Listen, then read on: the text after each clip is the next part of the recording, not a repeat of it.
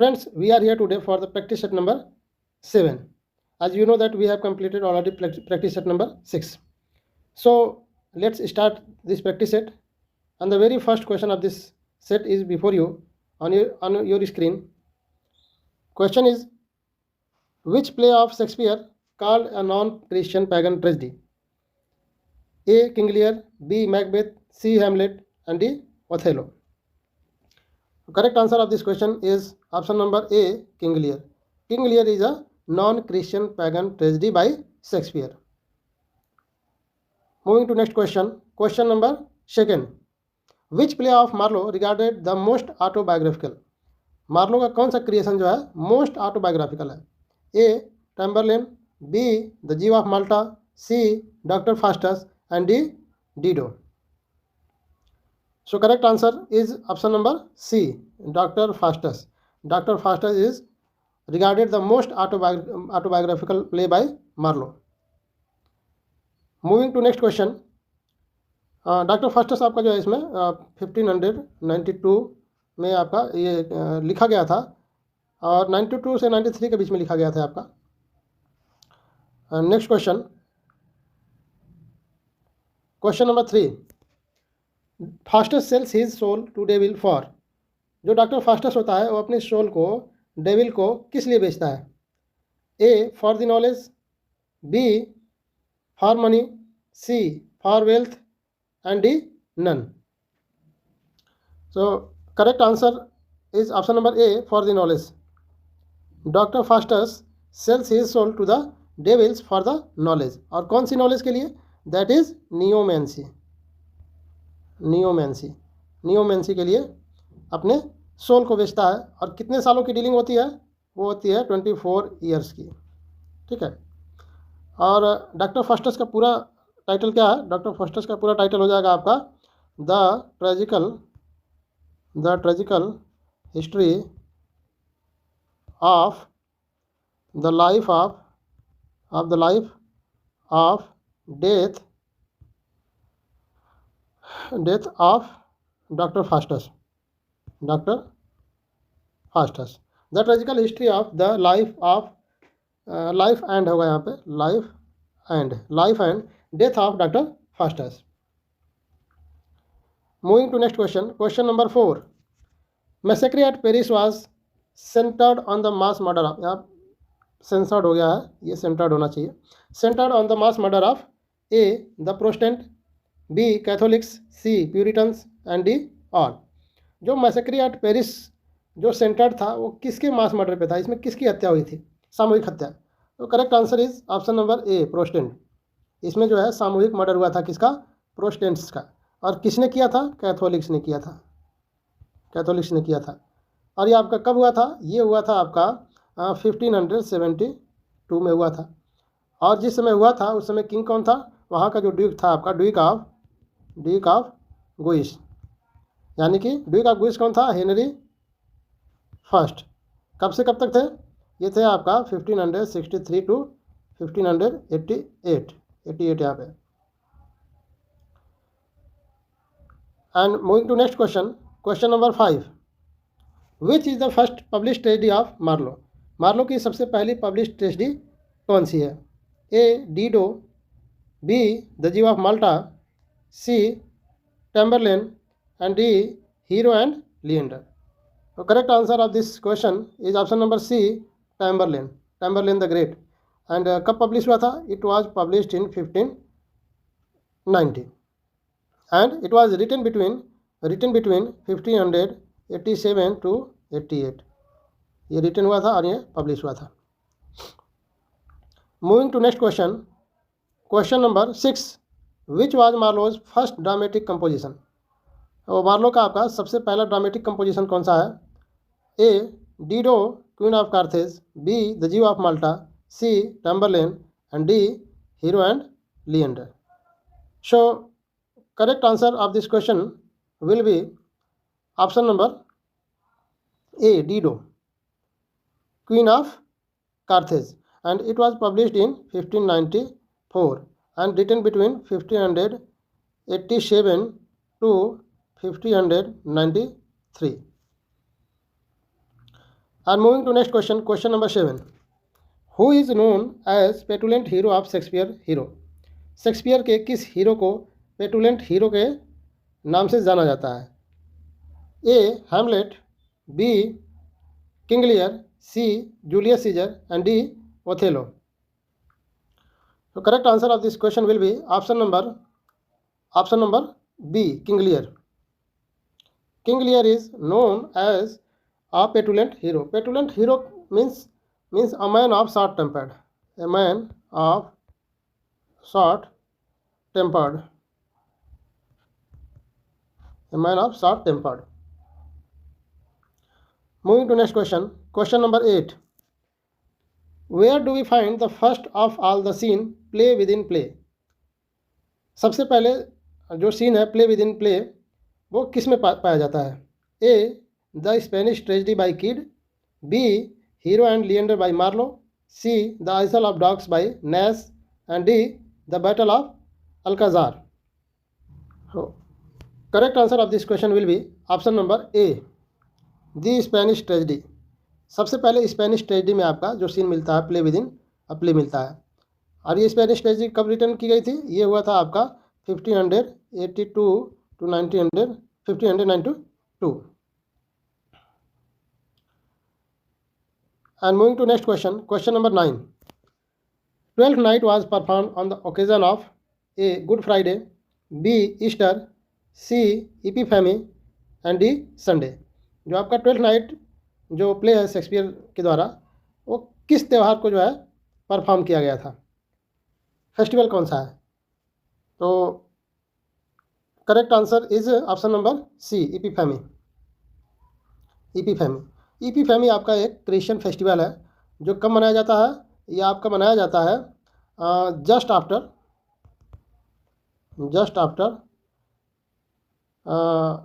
Christmas, just after 12 days, I think 12 days of Christmas,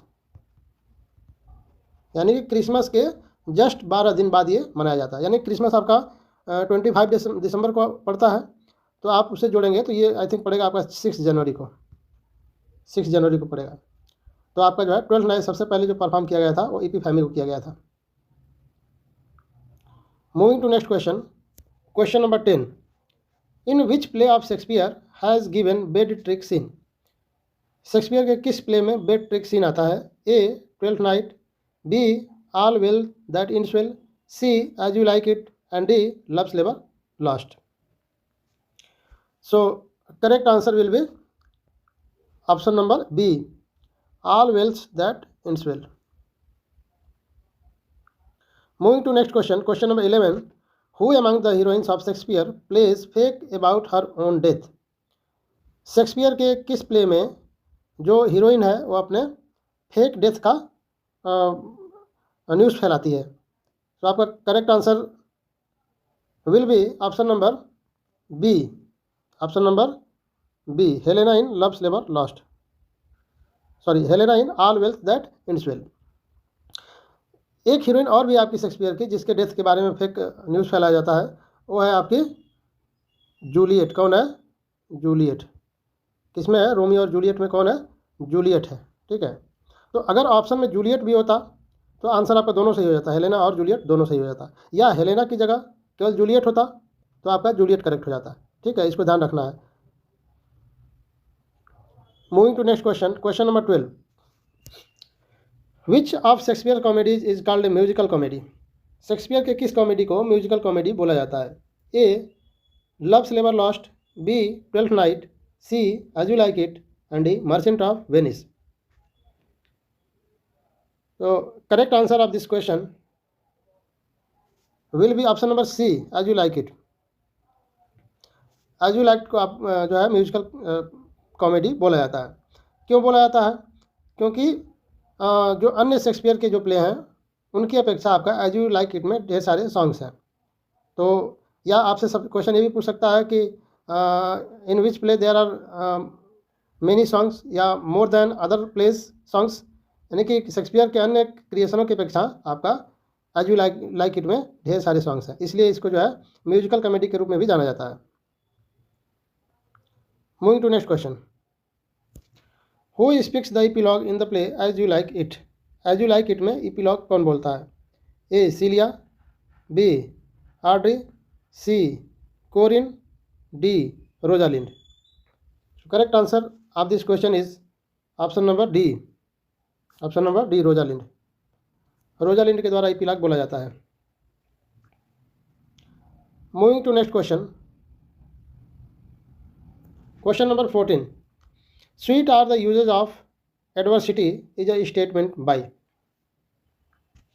sweet are the uses of adversity, A Duke senior, B Rosalind, C Jaques senior and D Audrey. So correct answer is option number A Duke senior. Duke senior बोलता है sweet are the uses of adversity, means ये proverb आपकी जो है कहाँ की है? As you like it की है। एज यू लाइक इट की है। कौन बोलता है? ड्यूक सीनियर बोलता है।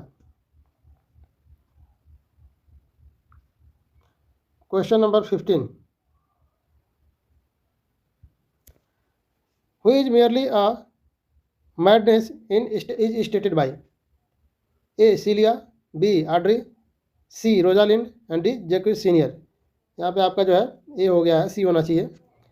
तो love is a merely A madness, यानी कि प्यार जो है एक पागलपन है, इसके अलावा और कुछ भी नहीं है। ये कौन बोलता है? तो ये बोला जाता है आपका किसके द्वारा? रोजालिंड के द्वारा। रोजालिंड के द्वारा बोला जाता है। अब कब बोलती है? When she was in the form of Ganymede.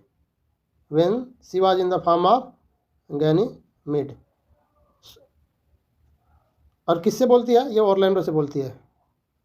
Orlando से बोलती है। Moving to next question, question number 16, who gives a long lecture on the quality of true lover. True lover, quality of true lover पे कौन lecture देता है? A Rosalind described in Ganymede, B Celia described in Aliena, C exile Duke Ferdinand and D James senior. James ने यहाँ Jaques senior होना चाहिए, Jaques senior. So correct answer will be option number A Rosalind. कौन बोलती है? Rosalind बोलती है। Next question, question number 17, the elephant lodge is referred in Shakespeare's play. Elephant lodge जो है इसका जिक्र शेक्सपियर के किस प्ले में आता है? A as you like it, B twelfth night, C merchant of Venice and D love's labour lost. Correct answer is option number B twelfth night. ये जो आपका एलिफेंट लॉज का जो जिक्र है आपका ट्वेल्थ नाइट में किया जाता है। And next question, question number 18. Shakespeare has criticised the Puritans in the play. Shakespeare ने अपने किस प्ले के माध्यम से प्यूरिटन्स का मजाक उड़ाया है? ए सेबेस्टियन, किस कैरेक्टर के द्वारा मजाक उड़ाया है? Sebastian, B Maria, C Orsino and D Malvolio. Correct answer will be option number D Malvolio. Malvolio के माध्यम से जो शेक्सपियर है अपने प्ले में प्यूरिटन्स का मजाक उड़ाया है। अक्सर जो प्यूरिटन्स लोग थे वो एलिजाबेथन एज में, वो जो एलिजाबेथन एज के नाटककार थे वो प्यूरिटन्स का मजाक उड़ाते थे। ठीक है। और मालवोलियो जो है इसमें मालवोलियो के कैरेक्टर के रूप में, यानी कि मालवोलियो क्या बोला जाता है? एक हत्यारा बोला जाता है और सामाजिक महत्वाकांक्षाओं वाले पाखंडी के रूप में उसको जो है चित्रित किया गया है। ठीक है। तो इस तरह से आपका जो है मालवोलियो का क्रिटिसाइज किया जाता है। Next question, question number 19, who says this line better a witty fool than a foolish wit. यानी कि एक मूर्ख बुद्धि से बेहतर एक बुद्धिमान मूर्ख होता है। यानी कि एक मूर्ख बुद्धिमान से बेहतर होता है एक बुद्धिमान मूर्ख होना। ये किसकी लाइन है? A Feste, B Viola, C Orsino, D Fabian. तो correct answer is option number A Feste. ये लाइन किसकी है? फेस्टे की लाइन है। फेस्टे जो है क्या है? एक रॉयल जेस्टर है, रॉयल जेस्टर है और एक से एक फिलोसफिकल स्टेटमेंट देता है। ठीक है। जैसे यही आपका देख लीजिए कितना फिलोसफिकल स्टेटमेंट्स है। Better a witty fool than a foolish wit. Next question, question number 20, there is no darkness but ignorance is line by C captain Curio sir Toby and D Feste. ये line किसकी है? यानी कि कोई अंधकार नहीं है ना, बल्कि क्या होता है, अज्ञानता होता है। यानी कि जब जहाँ अंधेरा होता है, यानी कि जहाँ आपका अज्ञानता होती है, वहाँ पे क्या होता है, अंधकार होता है। यानी कि व्यक्ति को दूरदर्शी होना चाहिए, दूर तक सोचना चाहिए। तो अगर जिस चीज़ के बारे में दूरदर्शिता हमारे पास नहीं है, वहाँ क्या होगा, अंधकार ही अंधकार होगा। और अंधकार का कारण क्या होगा, अज्ञानता होगा। ठीक है, तो ये मोर फिलोसफिकल जो स्टेटमेंट्स है, ये किसके द्वारा है, नन अदर देन फेस्टे। ये किसका स्टेटमेंट है, फेस्टे का है। ये आपका प्रैक्टिस सेट का लास्ट क्वेश्चन था जो कि कंप्लीट हुआ। मुझे उम्मीद है कि आप लोगों को लाभ मिल रहे होंगे इस प्रैक्टिस सेट से, और लगातार आप जुड़े रहिए। डेली हम लोग 20 प्रैक्टिस सेट करेंगे, और आई थिंक एग्ज़ाम आने से पहले, एग्ज़ाम डेट डिक्लेयर होने से पहले हम लोग हज़ारों क्वेश्चन का प्रैक्टिस सेट कर चुके होंगे, जो कि हमारे एग्ज़ाम में ढेर सारे फ़ायदे मिलने वाले हैं इससे। ठीक है, इसी उम्मीद के साथ ये सेशन कंप्लीट करते हैं हम लोग, और मिलते हैं नेक्स्ट सेशन में, यानी कि नेक्स्ट प्रैक्टिस सेट में, प्रैक्टिस सेट नंबर 8 में। तब तक के लिए good bye, thanks to all of you.